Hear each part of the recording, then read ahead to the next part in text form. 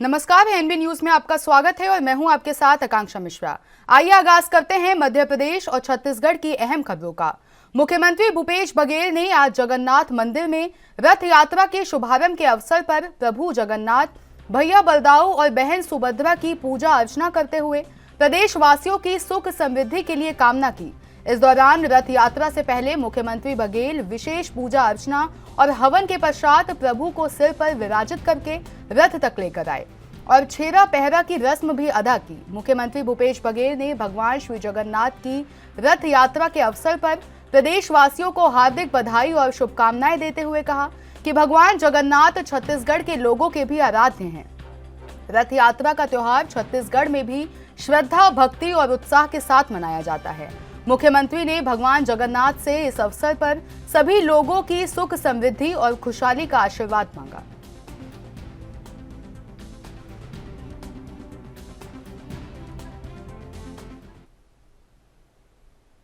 छत्तीसगढ़ के एमसीबी जिला अंतर्गत आने वाले खड़गवा जनपद पंचायत क्षेत्र में कांग्रेस पार्टी के द्वारा भारतीय जनता पार्टी से महेंद्रगढ़ के पूर्व विधायक श्याम बिहारी जायसवाल के विधायक कार्यकाल में ली गई जमीन को अवैध कब्जा बताकर पोल खोल कार्यक्रम का मंच के माध्यम से आयोजन किया गया, जहां महेंद्रगढ़ विधायक डॉक्टर विनय जायसवाल के नेतृत्व में एमसीबी जिले के खड़गवा जनपद क्षेत्र में कांग्रेसियों ने बीजेपी के पूर्व विधायक श्याम बिहारी जायसवाल पर अवैध रूप से 100 एकड़ की जमीन पर कब्जा करने के मामले को लेकर पोल खोल कार्यक्रम का आयोजन किया गया, जिसमें वर्तमान विधायक डॉक्टर विनय जायसवाल ने मंच के माध्यम से तंज करते हुए कहा कि पूर्व विधायक ने गरीबों की जमीनों को हड़पा है, जो कि अपने धर्मपत्नी और मां के नाम से वन अधिकार पट्टा बनवाया है।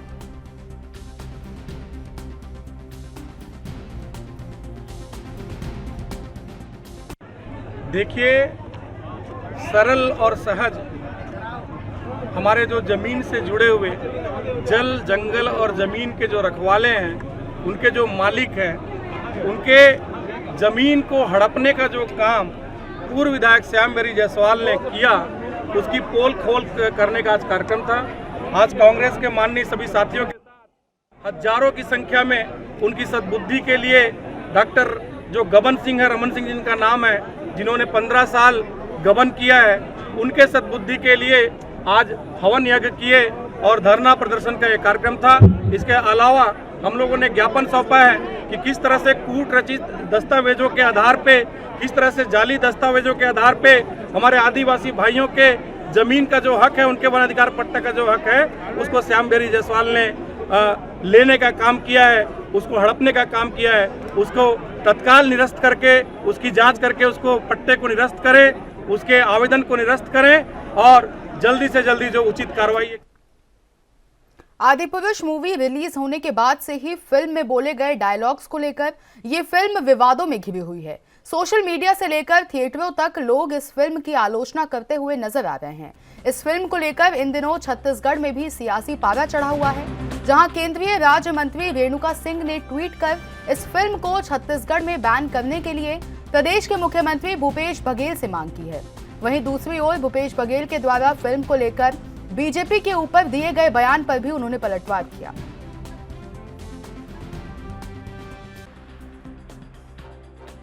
आदिपुरुष फिल्म रिलीज होने के बाद छत्तीसगढ़ ही नहीं बल्कि देश के तमाम राज्यों से सोशल मीडिया के माध्यम से लोगों ने आपत्ति जाहिर की। इस आपत्ति को देखते हुए और जो डायलॉग थे उसको भी मैंने देखा, सुना, तो इससे सभी की धार्मिक भावनाएं आहत हो रही हैं। इसलिए मैंने छत्तीसगढ़ को लेकर छत्तीसगढ़ के मुख्यमंत्री जी से निवेदन किया, उनसे अपील की कि इस फिल्म को बैन। श्री राम जी पर भारतीय जनता पार्टी की कितनी आस्था है, इस देशवासियों की कितनी आस्था है, इस बात का प्रतीक ये है कि देश में आज़ादी के बाद लगभग 50 वर्षों तक कांग्रेस की सरकार रही। मामला रामलला मंदिर का कोर्ट, सुप्रीम कोर्ट में चल रहा था। गंभीरता से लेनी चाहिए थी इस बात को कांग्रेस की पुरानी सरकार को, लेकिन उन्होंने नहीं लिया। देश के यशस्वी प्रधानमंत्री नरेंद्र मोदी जी ने बहुत गंभीरता के साथ रामलला मंदिर के विषय को लिया और कहीं न कहीं उनके प्रधानमंत्रित्व काल में जिस तरीके से बड़े निर्णय हो रहे हैं और जनता का जो समर्थन है, इस समर्थन को देखते हुए सुप्रीम कोर्ट ने अपना फैसला सुनाया। माननीय प्रधानमंत्री जी ने राम मंदिर ट्रस्ट का निर्माण कराया और आज राम मंदिर का निर्माण हो रहा है। तो राम मंदिर के प्रति, भगवान राम के प्रति, हिंदुत्व के प्रति, सनातन के प्रति, इस देश की जनता के प्रति माननीय प्रधानमंत्री जी ने चिंता की और यही कारण है कि अयोध्या में राम मंदिर का निर्माण हो रहा है। तो राम भगवान के प्रति, हिंदुत्व के प्रति हमारी ये आस्था।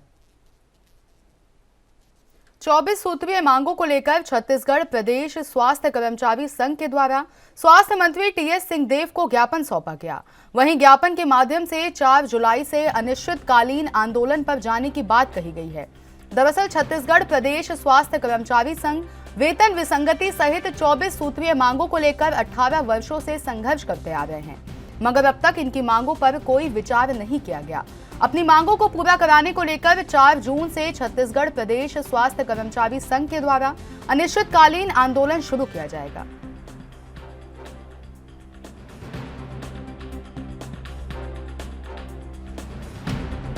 जी हाँ, अभी हम छत्तीसगढ़ प्रदेश स्वास्थ्य कर्मचारी संघ की तरफ से एक ज्ञापन दिए हैं। इसमें क्या है, 4 जुलाई सन 2023 से हम लोग अनिश्चितकालीन आंदोलन में जाने वाले हैं। कि हम लोग लगभग 18 वर्षों से अपने वेतन विसंगति सहित अन्य 24 मांगे हैं जिसके लिए संघर्ष करते आए हैं। समय समय पे शासन से धरना प्रदर्शन एवं पत्राचार के माध्यम से सूचना देते आए हैं, किंतु आज दिवस तक हम लोग के लिए स्वास्थ्य कर्मचारियों के वेतन विसंगति के बारे में कोई भी सही ढंग से विचार नहीं किए। अतः हम लोग बाध्य होकर स्वास्थ्य कर्मचारी संघ 4 जुलाई 2023 से आंदोलन के लिए बाध्य है। सिंहदेव ने क्या आश्वासन दिया? सिंहदेव ने आश्वासन दिया कि वेतन विसंगति तो है और इसे देना चाहिए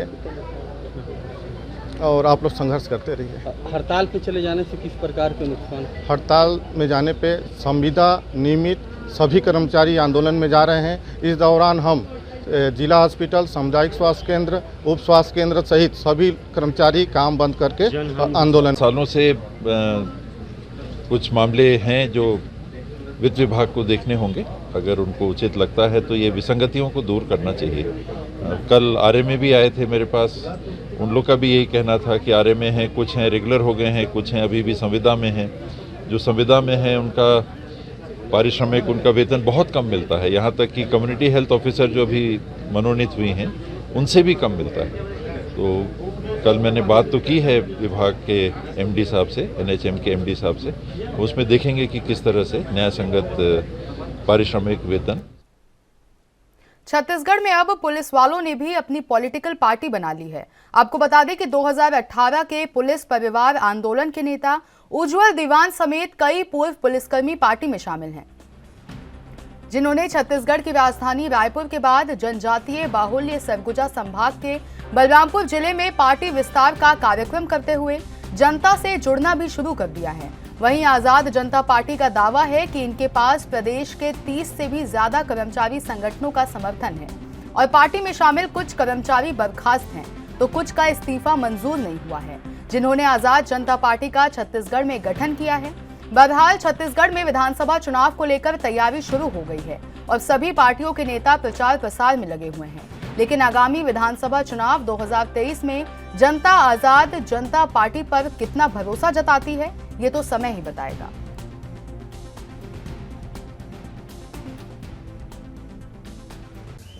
सर, ये आज़ाद जनता पार्टी जो है वो छत्तीसगढ़ राज्य में जितने शोषित और पीड़ित लोग हैं इनकी भलाई के लिए काम करने के लिए आई है। जैसा कि आप देख रहे हैं, जनता को फुटबॉल वॉलीबॉल की तरह एक बार ये पार्टी खेल रही है, लेकिन लोगों का भला नहीं हो पा रहा है।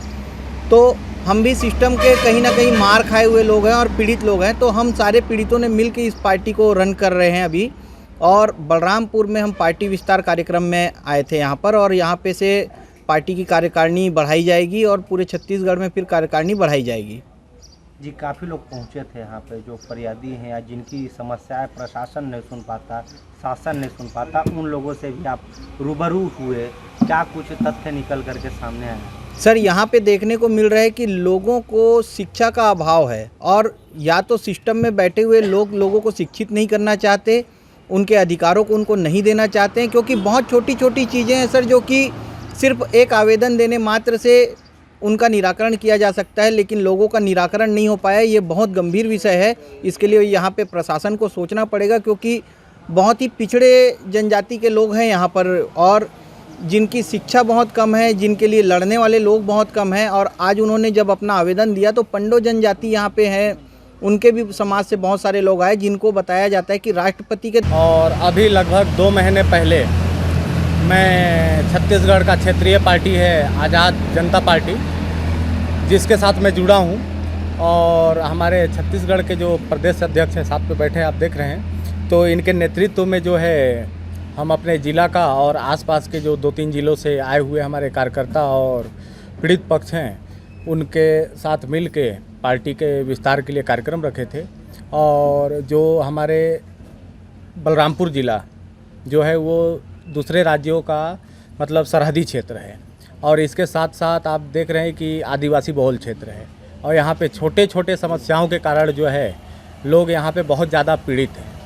तो पार्टी जिस तरीके से काम कर रही है और पार्टी में जिस तरीके के लोग हैं सारे लोग, उसको देख के एक उम्मीद जगह है कि रोड निर्माण के चलते फूटी पानी की पाइपलाइन को लेकर पिछले 1 महीने से नगपुरा निवासियों को पानी नहीं मिल पा रहा है, जिसके चलते ग्रामीण इस भीषण गर्मी में पानी के लिए तरसने को मजबूर होते दिखाई दे रहे हैं, जिसको लेकर नगपुरा ग्राम पंचायत सरपंच भूपेंद्र ने आज दुर्ग कलेक्टर पुष्पेंद्र मीणा से मुलाकात कर पानी की आपूर्ति की गुहार लगाई। वहीं सरपंच भूपेंद्र ने पत्रकारों को जानकारी देते हुए बताया कि पिछले 1 महीने से इस भीषण गर्मी में ग्रामीण पानी को तरस रहे हैं।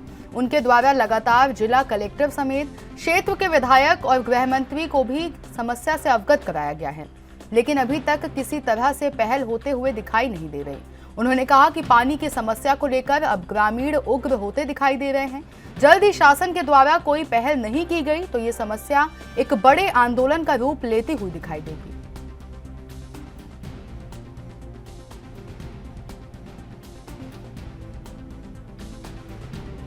मैं बात कर रहा हूँ, दुर्ग जिले में 55 लीटर प्रति व्यक्ति अगर पानी नहीं मिलेगा, लेकिन आंशिक रूप से 30-35 लीटर प्रति व्यक्ति की मांग से पानी उपलब्ध कराने की कोशिश करूँगा, क्योंकि मेरे यहाँ पर 9 समूह जल प्रदाय योजना है और वो सभी योजनाएं अभी निविदा प्रक्रिया में है, लेकिन कोशिश करूँगा कि मैं सभी घरों में आंशिक रूप से पानी पहुँचने की मैं कर रहा हूँ।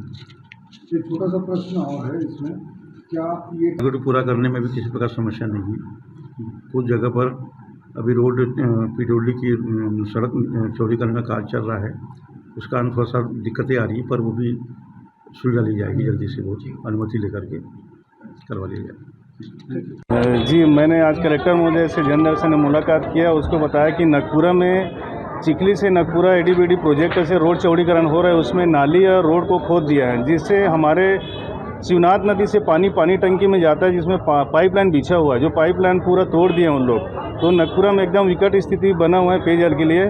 तो मैंने इस मामले को लेकर एडीबीडी विभाग के अधिकारियों से बात किया कि सर हमारे गांव में पेयजल समस्या है, पाइपलाइन सुधार लो करके। तो उन लोग ये बोले कि हम लोग पीएचई को पैसा जमा कर दिए हैं, पीएचई वाले का काम में करके। फिर पीएचई वाले बोरका साहब से मैं बात किया, सर नगपुरा में पेयजल समस्या है, पाइपलाइन को सुधार दीजिए, तो विकट स्थिति है करके। तो उन लोग भी बोले कि हम लोग ठेकेदार को बोले, ठेकेदार काम नहीं कर रहा, ठीक है मैं भेजता हूँ करके। इस संदर्भ में मैंने कलेक्टर महोदय को ज्ञापन दिया और बताया कि नगपुरा में विकट स्थिति छाया हुआ है और ग्रामीण मेरे कारण सब संतुष्ट हैं कि और कुछ दिनों बाद जन आंदोलन लेने की संभावना बना हुआ है। इसलिए मैं अपना जानकारी माननीय महोदय जी को देने के आया था। इस समस्या से कितने लोग प्रभावित हो रहे हैं? पूरा नगपुरा गांव वाले प्रभावित, 670 कनेक्शन पूरा बंद है, नल कनेक्शन। गर्मी का समय है, ऐसे में 1 महीने से ग्रामीण परेशान है, क्या ऐसी कोई जानकारी मंत्री या विधायक को दी गई है? हाँ, मैंने माननीय मंत्री जी, गृह मंत्री को फ़ोन से सूचना किया सर जी कि हमारे ग्राम नगपुरा में पेयजल बहुत समस्या है, और पूरा ये जो मामला है उसके बारे में पूरा जानकारी मैं फ़ोन के माध्यम। वक्त हो गया एक छोटे से ब्रेक का, हाजिर होंगे ब्रेक के बाद।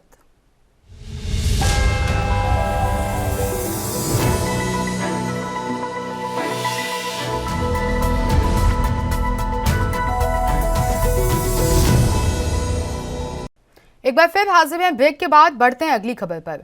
तेंदुपत्ता संग्रहणकर्ता नगद भुगतान की मांग को लेकर सैकड़ों की संख्या में महिला पुरुष कलेक्टर कार्यालय पहुंचे, जहां ग्रामीणों ने कहा कि बैंक के चक्कर काटते हैं पर पैसे नहीं मिलते, इसलिए नगद भुगतान किया जाए। आपको बता दें कि जिले के विभिन्न गांवों के महिला पुरुष बड़ी संख्या में तेंदुपत्ता संग्रहण करने वाले ग्रामीण कोंडागांव कलेक्टर कार्यालय पहुंचे और कलेक्टर को आवेदन देकर नगद भुगतान करने की मांग की। ग्रामीणों का आरोप है कि अन्य जिलों की तरह कोंडागांव जिले में भी तेंदुपत्ता संग्रहण के नगद भुगतान किया जाए।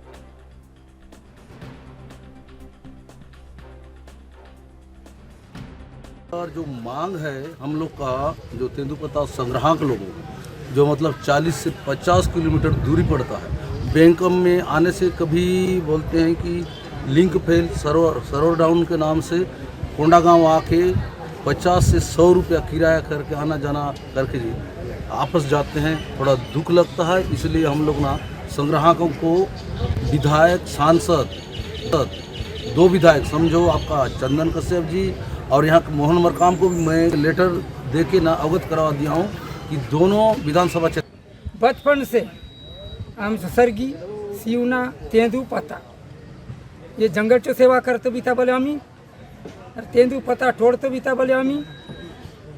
ये भी थी हम के गरीब के सही ढंग से मीरो बंधु मान हम पीड़ा के घर में सोआव रसत और बाइले मुनि सर जंग मरहान में ठोड़ुक जाऊ रसत बीता एक पेट का।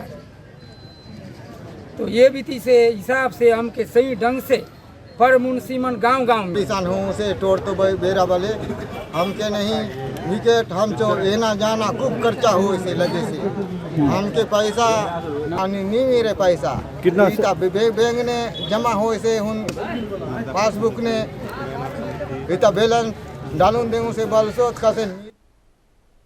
दुर्ग शहर के वार्ड क्रमांक 34 सरस्वती नगर में उस वक्त बड़ा हंगामा मच गया जब नायब तहसीलदार ढाल सिंह बिसेन के साथ निगम का तोड़ दस्ता अतिक्रमण हटाने पहुंचा। आपको बता दें कि बिना नोटिस दिए अतिक्रमण हटाने पहुंची टीम का वार्ड वासियों ने जमकर विरोध किया, साथ ही जेसीबी मशीन पर भी पत्थर फेंका। वार्ड वासियों ने मीडिया से चर्चा करते हुए कहा कि यहां पर मकान बनाने के लिए विधायक अरुण वोरा ने वादा किया था। वहीं और पार्षद ने प्रधानमंत्री आवास योजना में मकान दिलाने के एवज में काफी लोगों ने पैसा भी जमा किया था।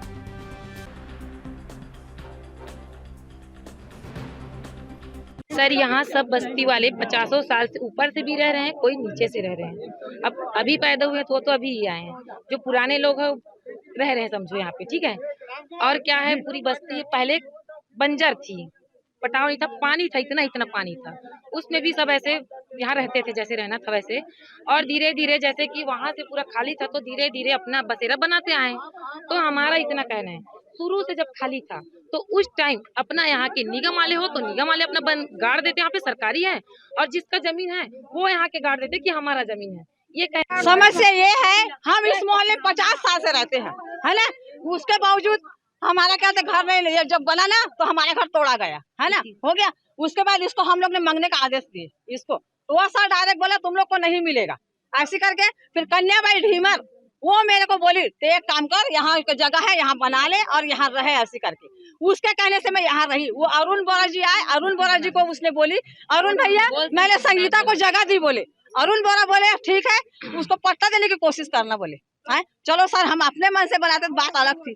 आप एकदम दंदना के तुम लोग तोड़ने के लिए आ गए। तो हम यहाँ पर जो है लगभग 12 लोगों के द्वारा शासकीय भूमि पर अवैध निर्माण की शिकायत थी, जिसमें अलग अलग तरीके से 3 बार नोटिस गया। कई लोगों का कहना है कि एक ही बार आया हमारे पास, इसलिए कि नया बना है इसलिए उनको एक ही बार मिला है, बाकी 3 बार हमने नोटिस जारी किया था और आज हटाने की कार्रवाई कर रहे हैं।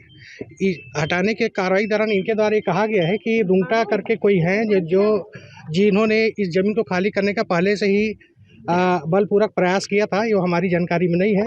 तो इसी चीज़ की विवेचना के लिए आज जो है उसको स्थगित किए हैं और ओवरऑल जो है इनको ये बताया गया है कि आप जो है अपना मकान खाली कर लो, 1-2 दिन के अंदर में इनको अटल आवास, बॉम्बे आवास, IHSDP आवास में इनको शिफ्ट करके फिर यहाँ हटाने की कार्रवाई करेंगे। यदि तहकीकात में ये शासकीय ज़मीन या और हमको अग्रिम कार्रवाई छत्तीसगढ़ में मॉनसून की देरी से लोग गर्मी से परेशान हैं।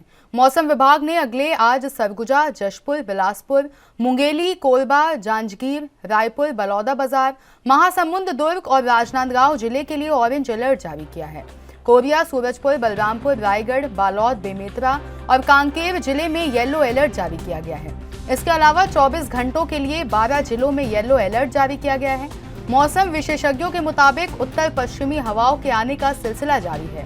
राजस्थान से गर्म हवाएं आ रही हैं, इसलिए लू के हालात बने हुए हैं।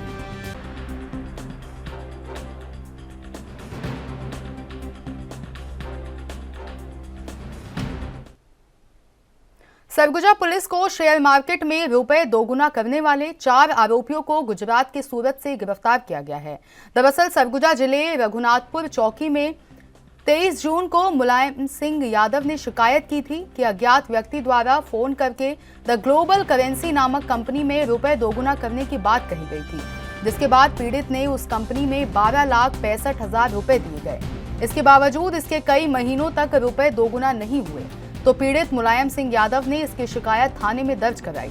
इधर सरगुजा पुलिस ने मामले का संज्ञान लेते हुए साइबर सेल के साथ पुलिस टीम गठित की गई और ठगी करने वाले 4 आरोपियों को गिरफ्तार करने में सफलता हासिल की।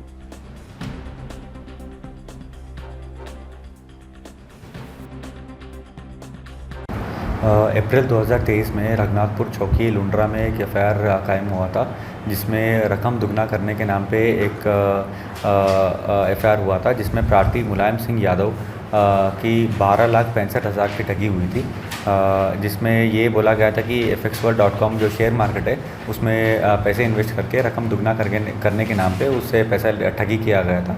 तो उसी में एक स्पेशल टीम बनी गई थी और साइबर क्लीन जो सरगुजा पुलिस से साइबर मामले को लेके ऑपरेशन चलाया जा रहा है, उसी में एफआईआर दर्ज करके स्पेशल टीम बनाया गया था और मुलायम सिंह यादव के जो शिकायत है उसी के ऊपर 4 आरोपी को सूरत से गिरफ्तार करके लेके आया था और उसमें 12,65,000 का ठगी हुई है और उसमें अभी जांच जारी है, जिसमें अभी आरोपियों से 64,000 रुपये नकद और 2 नग लैपटॉप, 6 नग मोबाइल और कुल गुमले करीब लगभग 2 लाख की राशि बरामद हुई है। इसमें और भी कोई आरोपी शामिल होने की बात है क्या? अभी जांच जारी है और अगर और कान कोई आरोपी है तो उसमें जांच अभी जारी है और फर्दर अपडेट दे देंगे। किस प्रकार ठगी की वारदात को अंजाम दिए लोग? ठगी और रकम दुगना करने के नाम पे ठगी हुई थी। शेयर मार्केट में इन्वेस्ट करके रकम दुगना करने के नाम पे ठगी हुई थी 12,65,000 की। इसी में अपना मध्य प्रदेश की राजधानी भोपाल में एक शख्स के गले में कुत्ते का पट्टा बांधकर उसकी बुरी तरह पिटाई करने का वीडियो सामने आया है। मामले के तूल पकड़ने के बाद पुलिस ने इस पर कार्रवाई की है। पुलिस ने मामले में 4 आरोपियों को गिरफ्तार कर लिया है। साथ ही आरोपियों के घरों पर बुलडोजर भी चला है। वहीं अब राज्य के गृह मंत्री नरोत्तम मिश्रा ने कांग्रेस को आड़े हाथ लिया है। नरोत्तम मिश्रा ने कहा कि दिल्ली से लेकर भोपाल तक और भोपाल से लेकर गांव की चौपाल तक कांग्रेस के एक भी नेता ने इस घटना की निंदा नहीं की।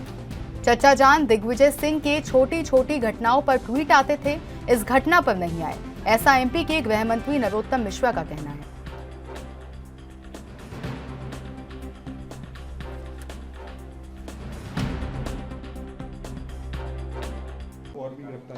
चार लोग अब गिरफ्तार हो गए हैं और इस तरह की जो मानसिकता, आप कल्पना करें 35 केस निकले हैं कि ये जो मानसिकता है वो हम कुचल देंगे।